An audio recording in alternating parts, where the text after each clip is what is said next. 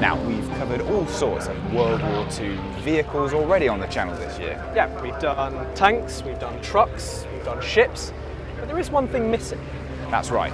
Today, our challenge is to find some of the rarest original and restored planes of World War II. And if you're looking for rare planes, where better to be than the Battle of Britain Airshow at IWM Duxford? But to find them, we're going to have to split up. May the best rare plane win. With over 200 planes here at Duxford, we weren't exactly stuck for choice. But no ordinary plane would do. We were seeking out aircraft that were rare, unique, or downright weird. Some of these planes, once a common sight in the skies, are now almost extinct. With the score in our challenge series level at 2 points each, this was a competition neither of us wanted to lose.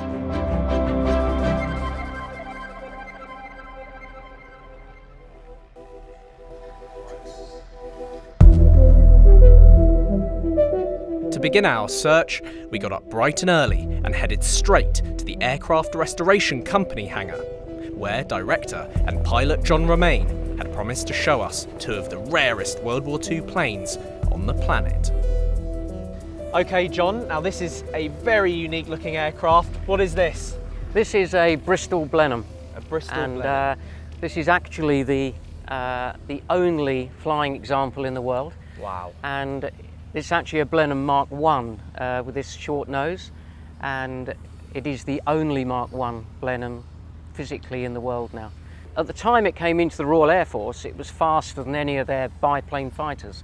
So it came into the Royal Air Force as a very quick aeroplane for its day, heavily used at the beginning of the Second World War, and especially in the Battle of France, then into the Battle of Britain, and then it was used for convoy work. They sent them out to the Far East, the Middle East, widely used during the Second World War, up until it became redundant purely because the development of the German aircraft exceeded this. And so the Blenheims were then taken out of service, and things like Mosquitoes and Beaufighters came in to replace it. It was a bomber, a light bomber, so it had bombs in the bomb well, or this aircraft was used as a night fighter, so it had a gun pack that went into the bomb bay. This glass area here, you can still see the bomb sight mount there. I can see that there, yeah. They could transform it from being a night fighter into a bomber within hours. It's incredible. So its roles changed all the time. And it's got two engines, two Twin massive engines. Bristol Mercury is a very rare engine these days. There's only actually 6 of these engines running in the world. They are incredibly difficult to keep running and keep maintained. There's no spares.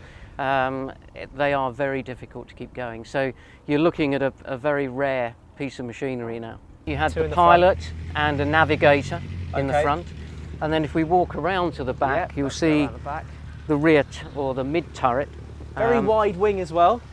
Very wide wing. Of course, it was a good lift wing, so because of the bomb loads and everything, it had to be able to carry a bomb load. And here we have the turret.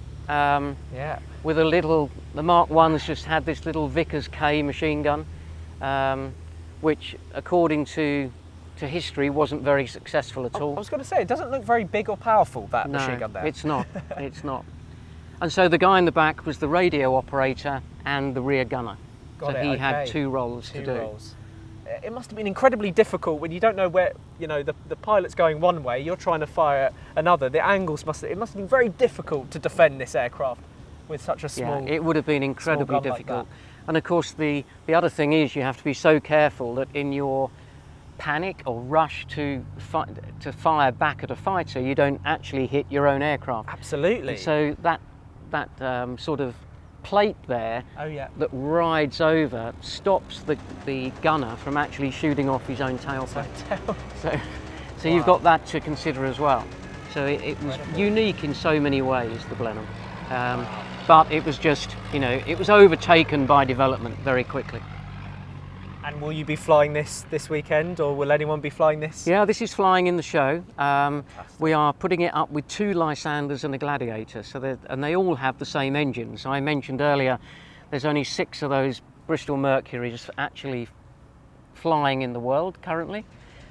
We will have five of those engines flying together. Wow. So it'll be at the a airshow. ubiquitous sound. Yeah, That's and incredible. they sound lovely. And as luck would have it, we could hear the sound of those magnificent Bristol Mercury engines as a Lysander pulled in after a test flight. I think Luke's just seen the Blenheim, which is a very rare one, isn't it? Yes, it is. But we've Yeah. got one here that is as rare, certainly as impressive. Yes, it's a Westland Lysander. Not as rare as the Blenheim. There are 3 of these flying in the world. So 3, it's not too it's bad. pretty close. This is our particular aircraft, a British-built one. Some of them are Canadian-built. This is an actual British aeroplane with British history as well. So it was built in the early 1940s, used right through the Second World War. Ended up in Canada on a training squadron, but before it went to Canada it was used in the UK. A lot of them were used eventually for dropping spies into France, and so they would then have a ladder fitted on the side. They'd take the winglets and the bombs off. It's got the ability to land in very short spaces, so although it'll cruise quite quickly at 170 miles an hour to 190 miles an hour, it will land at about 45 to 50 miles an hour in very short areas. So they used to fly them into fields in France and drop spies off, and then the return flight they would hopefully bring back downed airmen that had been found by the resistance, and then they were flown back to the UK in Lysanders. That's a very interesting role. I mean, maybe not capturing the same glory as the Spitfire, but a very important role in World War II. Yeah, absolutely. It's Yeah. got the winglets, and it carries small bombs on there. It's also got machine guns in the wheel spats, so there's 303 machine guns in here. And then they would have two Browning machine guns in the back. So the rear hatch would slide open and they would pop up 2 machine guns there. There were 2 crew, there was a pilot and a rear gunner, and he obviously operated those rear guns. So it carried a fair amount of armament in its time. But of course when they were doing the spy work they took all of that away, because all they wanted to do was to get people inside it rather than have any guns at all. A good start for both of us, 2 special aircraft that we'd get to see flying later on in the day. But I was in a hurry and I'd heard about a very rare aircraft being worked on nearby.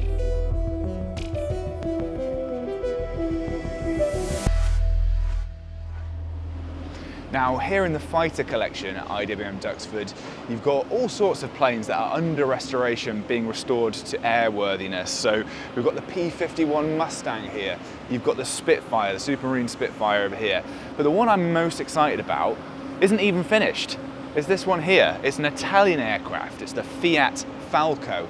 And when this one is airworthy, it'll be the only example that can fly in the world. Now, the Italians during the Second World War weren't known for being particularly effective, I think that's fair to say. But this plane, the Fiat Falco biplane, was praised by the RAF for its exceptional manoeuvrability and speed, and it did serve in almost every theatre of war. It was involved in the Battle of Britain, the Battle of France, Malta, and was particularly effective on the Eastern Front. But what really did for the Falco was the more effective monoplanes, the Spitfires, the Hurricanes. And by the time the Italians surrendered in 1943, there were only a handful of these that were still in flying condition. Now, there's clearly some work to do before this particular plane is airworthy. The wings aren't on for a start. But we do know a little bit about the history of this plane. We know that it went down during a test flight in the north of Sweden in 1942. The pilot was killed during that incident and the plane wasn't recovered until 1983. But it's nice to think that 80 years after that crash, this Fiat Falco could soon be airworthy again.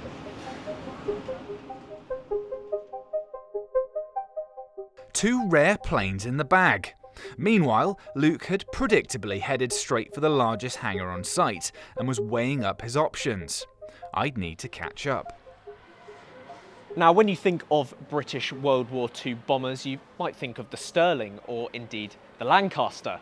You probably don't think of this plane up here. This is the de Havilland Mosquito, also known as the Wooden Wonder.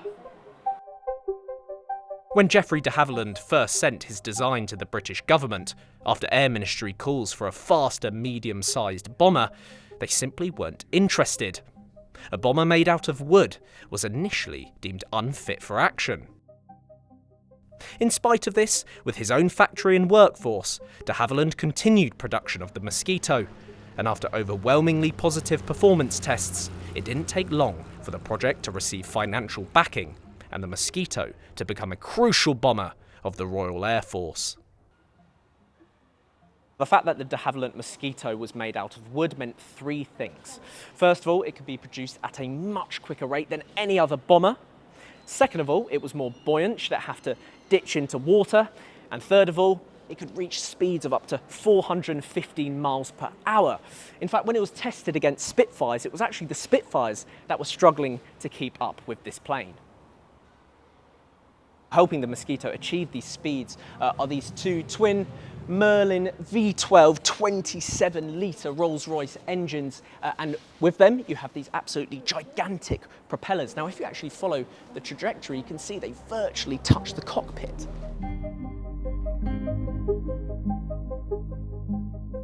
When it was finally put into service, this plane actually had the lowest loss rate of any aircraft in Bomber Command. Now, that was because of a combination of its speed, its manoeuvrability, and the fact it was very difficult for radar to detect it. Later on in the war, weapons were added. 4 303 caliber Browning machine guns and the same number of cannons fitted underneath its chin. Amazingly, the weapons only slowed the already rapid aircraft by 15 knots. Now, one measure of the success of this aircraft is the way in which Luftwaffe commanders used to speak about it. None other than Hermann Goering, the head of the German Air Force, said this: "I am furious when I see the Mosquito. I turn green and yellow with envy."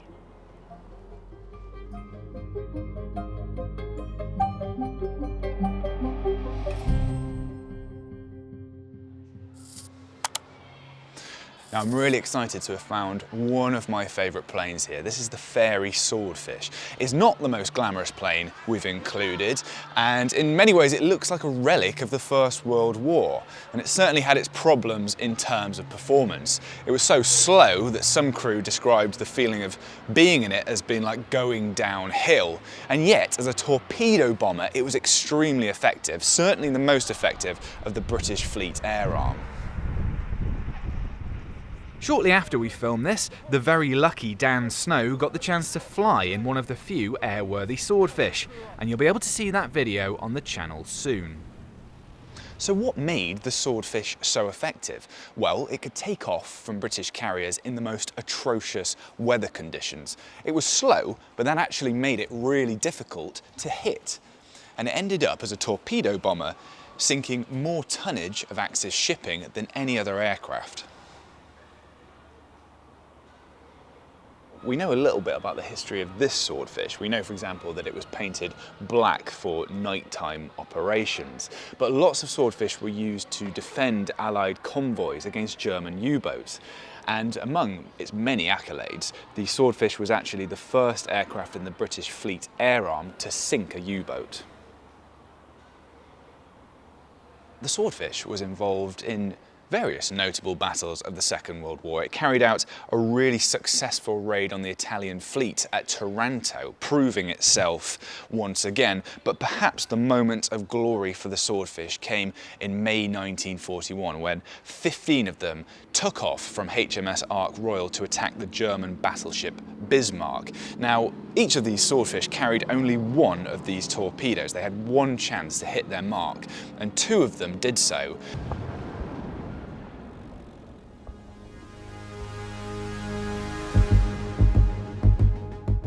Two unsung heroes of the Second World War, each playing decisive roles in key battles during the conflict. To have a chance of winning, I'd have to think outside the box. and I'd already spotted something pretty wacky inside the Battle of Britain hangar. When I saw this aircraft earlier, I had to stop by again. This is the C-30A Auto Gyro. It's a Spanish design, but it was licensed to be produced in the UK, and only 146 were made, so it's very rare indeed. Now let's talk about what makes this aircraft so weird and unique. It obviously doesn't have any wings. It's driven forward by the propeller and the engine at the front, but then it has these great big rotor blades which provide the lift and ensure the stability of the aircraft. Invented by the Spanish engineer Juan de la Cierva, who wanted to create an aircraft that could fly safely at slow speeds, the Autogyro was first flown in 1923 in Madrid. After his initial success, Cierva accepted an offer to establish his own Autogyro company in England, and by 1925, Britain had become the world centre of Autogyro development. Once the war broke out, the RAF quickly found a role for the aircraft that would prove vital in defending Britain's shores. Now, a more important question is, what was this aircraft used for? Well, in the early 1940s, radar was an entirely new innovation, and this aircraft helped to calibrate it. What it would do is it would fly very slowly, so it was able to get into an exact position so that radar could obtain an accurate signal.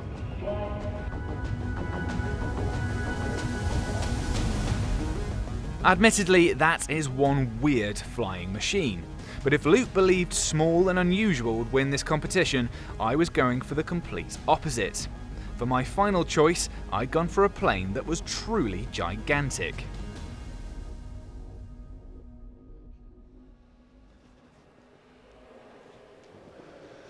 Right, we've already seen lots of planes that were around at the start of the Second World War. This one was responsible for ending it, dropping the atomic bomb on Hiroshima and Nagasaki in August 1945, and really changing the world in the process. It's not the rarest plane here, but it is an absolute beast. It is, of course, the American B-29 Superfortress.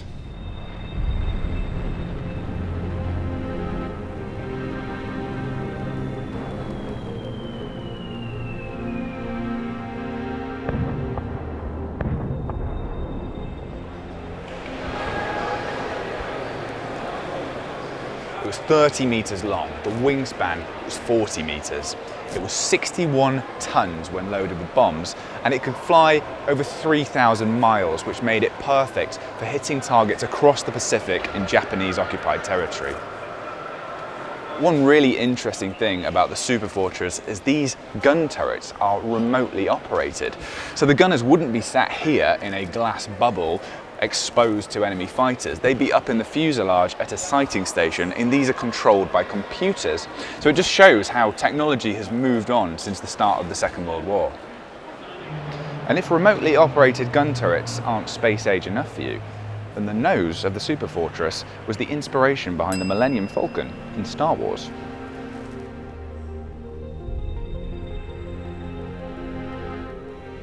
Our choices were locked in, and typically, Louis had managed to squeeze in an extra entry. But before we had discussed who'd actually won, we had a show to watch.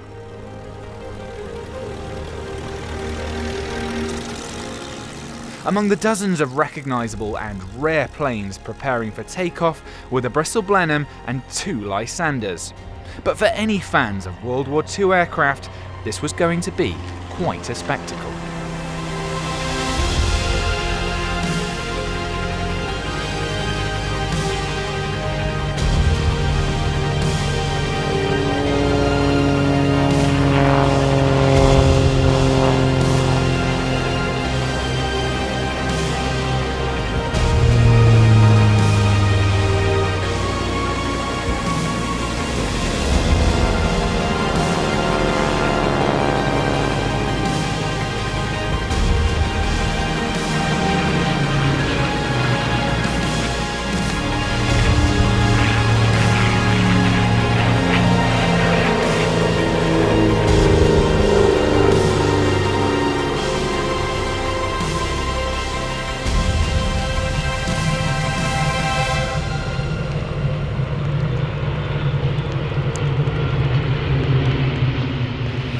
Well, it's been a wet and rainy end to the Battle of Britain Airshow at IWM Duxford, hasn't it? But we've loved this weekend. I mean, we've seen so many fantastic, rare World War II planes. Absolutely. I mean, we've seen some of the last of their kind to fly in the skies. And we've seen some pretty weird aircraft as well. I mean, the auto gyro springs to mind immediately. I mean, that was really weird.